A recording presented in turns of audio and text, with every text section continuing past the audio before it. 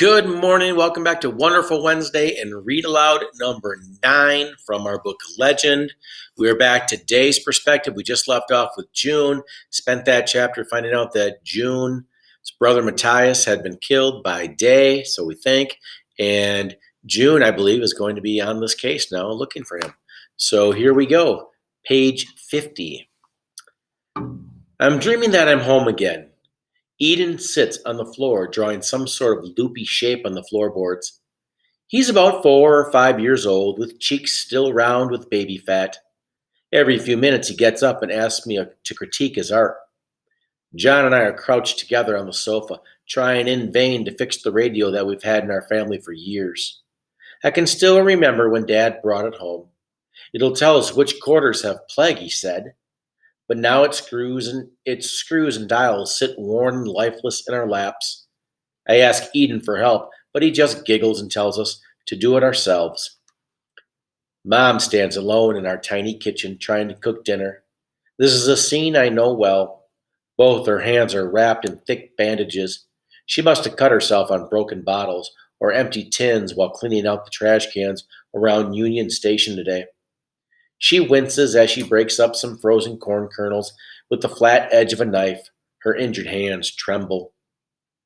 Stop, Mom. I'll help you. I try to get up, but my feet feel glued to the ground. After a while, I lift my head to see what Eden's drawing now. At first, I can't make out what the shapes are. They seem jumbled, littered in random patterns under his busy hand.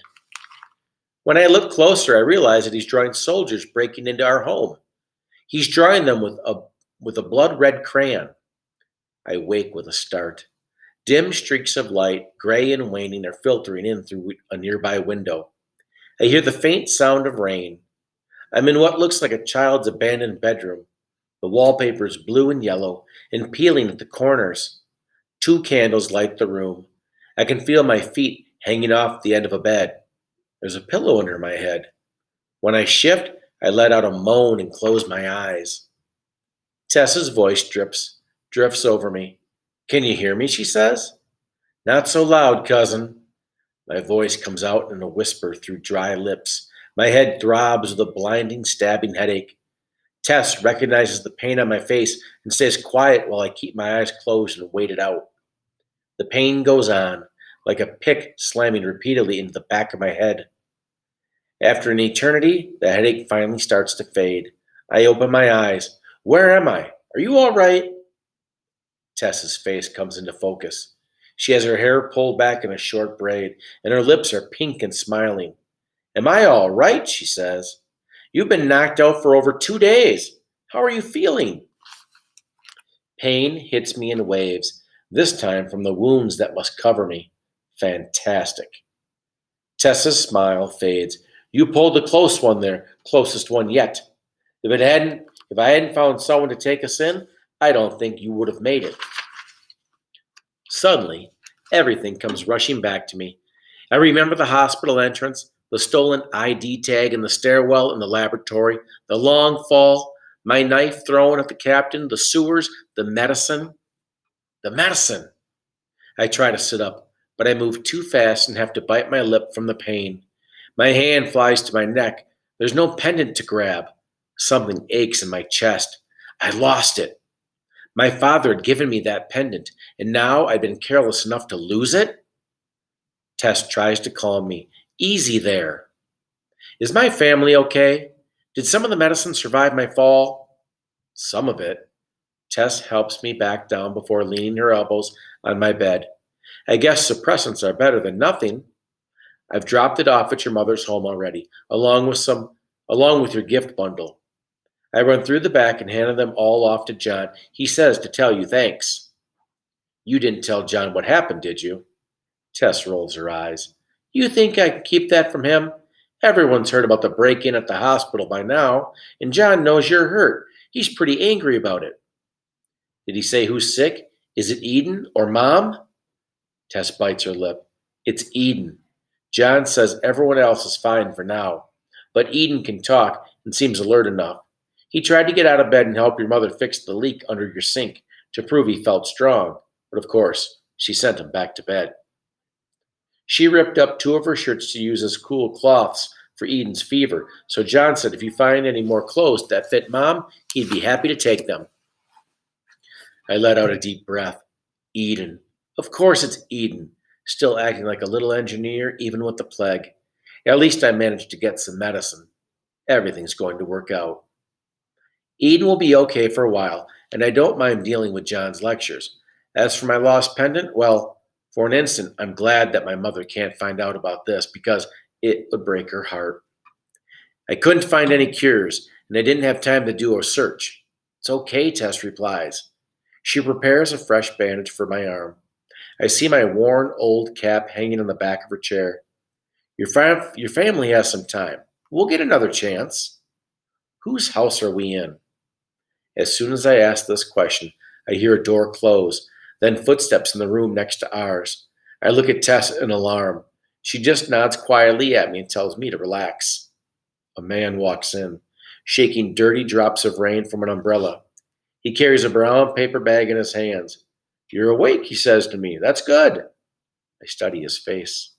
He's very pale and a little chubby, with bushy eyebrows and kindly eyes. Girl, he says, looking at Tess, do you think he can leave by tomorrow night? We'll be on our way by then.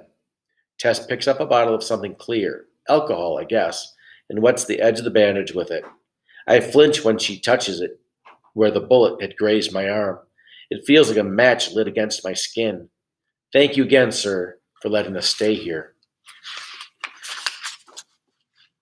The man grunts, his expression uncertain, and awkwardly nods his head. He looks around the room as if searching for something's lost. I'm afraid that as long as I can keep you. That's as long as I can keep you. The plague patrol is going to do another sweep soon. He hesitates. Then he pulls two cans from a paper bag and sets them down on a dresser. Some chili for you. It's not the best, but it'll fill you up. I'll bring you some bread, too. Before either of us can say anything, he hurries out of the room for the rest of his groceries. For the first time, I look down at my body. I'm clothed in a brown pair of army trousers, and my bare feet and arm are bandaged. So is one of my legs. Why is he helping us? I ask Tess in a low voice. She looks up from wrapping the fresh bandage around my arm. Don't be so suspicious. He had a son who worked at the war front. He died of the plague a few years ago. I yelp when Tess ties a finishing knot on the bandage. Breathe in for me. I do as she says. Several sharp pains stab me as she presses her fingers delicately against different parts of my chest. Her cheeks turn pink as she works. You might have a crack in one of your ribs, but definitely no breaks. You should heal quickly enough. Anyway, the man didn't ask our names, and so I didn't ask his. Best not to know. I told him why you got yourself injured like this. I think it reminded him of his son. I lay my head back down on the pillow. My body hurts all over. I lost both my knives, I mutter, so that man doesn't hear me. They were good knives. Sorry to hear it, Day, Tess says. She brushes a stray hair from her face and leans over me. She holds up a clear plastic bag with 3 silver bullets inside. I found these caught in the folds of your clothes and figured you might want them for your slingshot or something. She stuffs the bag into my pockets. I smile.